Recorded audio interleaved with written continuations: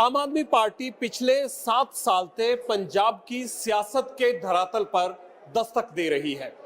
लोगों ने रोशनी भी दिखाई है, लेकिन सत्ता के शिखर की राह नहीं। सत्ता के शिखर की राह तलाशने के लिए अरविंद केजरीवाल खुद पंजाब में मोर्चा संभाले हुए हैं और उनके लेफ्टिनेंट के तौर पर पंजाब में आम आदमी पार्टी का सीएम का चेहरा भगवंत मान जुटे हुए हैं। क्या 2022 के विधानसभा चुनाव में शिखर तक की राह पर ले जा पाएगी ये जोड़ी? इसी तमाम चीजों पर सवाल जवाब का दौर होगा अरविंद केजरीवाल और भगवंत मान से एक साथ। दोनों ही एबीपी न्यूज पर हमारे साथ हैं। आपका बहुत बहुत स्वागत है। Thank you. केजरीवाल साहब, कैसे यह रहा 2014 से अब तक मुश्किल बनी रही और उसको अब आप आसान बनाने की कोशिश कर रहे हैं, और क्या रोशनी सत्ता के शिखर पर नजर आ रही है? देखिए, ये वाला चुनाव पंजाब की तरक्की का चुनाव है। ये चुनाव को मैं आम चुनाव नहीं मानता। 1966 में पंजाब अलग सूबा बना था, तब से लेके आज तक पंजाब के लोगों ने 26 साल कांग्रेस को मौका दिया। 26 साल कांग्रेस रही, 19 साल बादल परिवार को मौका दिया। इन दोनों ने मिलकर पंजाब को लूटा है। इस बार पंजाब के पास क्या क्या विकल्प है?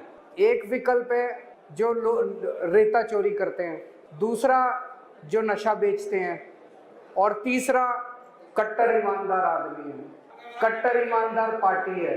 तो पंजाब के लोगों को तय करना है कि इस बार नशा बेचने वालों को वोट देना है, कि रेता चोरी करने वालों को वोट देना है, कि कट्टर ईमानदार भगवंत मान को वोट देना। केजरीवाल साहब, पिछली बार ये कट्टर ईमानदार शख्स नहीं था कोई, इसलिए आप चूक गए। बहुत हवा बनी लेकिन वो वोट में कन्वर्ट नहीं हुई। कई सारी प्रॉब्लम्स थी, कई सारी गलतियां भी हमसे हुई। जनता ने भी हमें मौका नहीं दिया।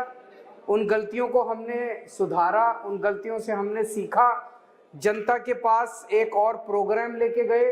मैं उम्मीद करता हूं कि इस बार पंजाब के लोग मौका देंगे। आपने कहा कि चरणजीत सिंह चन्नी आम आदमी नहीं, बेईमान आदमी है। एक रेड के आधार पर आपने इतना बड़ा आरोप कैसे लगा दिया? मैंने थोड़ी लगाया, आपने ट्विटर पे लिखा। ईडी ने कहा, उनके सब लोगों ने देखा। ईडी की रेड हुई उनके रिश्तेदार के यहाँ, करोड़ों रुपए कैश में बड़े बड़े बंडल गिन रहे थे। उसके अगले दिन कैप्टन अमरिंदर साहब ने बोला कि मैंने तो सोनिया गांधी जी को कहा था कि ये रेता चोरी करता है। तो आप इतने लोगों के बयान आ रहे हैं, उसके बाद मजीठिया ने एक प्रेस कॉन्फ्रेंस करके सबूत रखे। तो ये तो पंजाब का बच्चा बोल रहा है, ये मैं नहीं बोल रहा।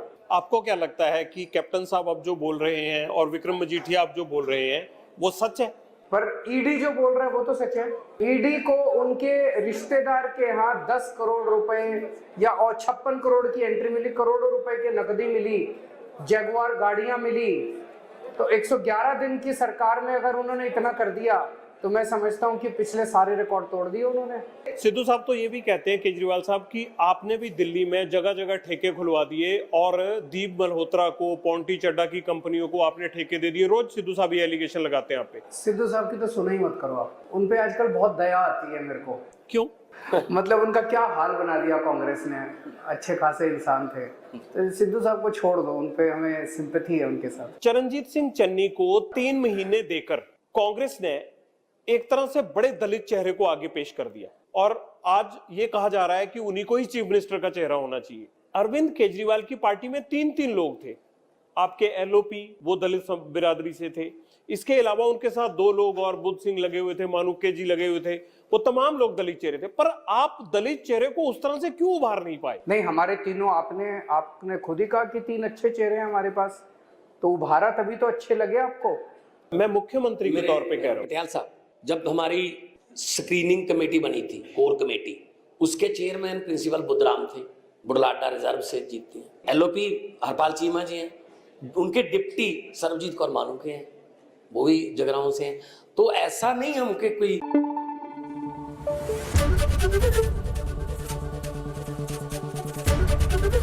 एबीपी न्यूज आपको रखे आगे।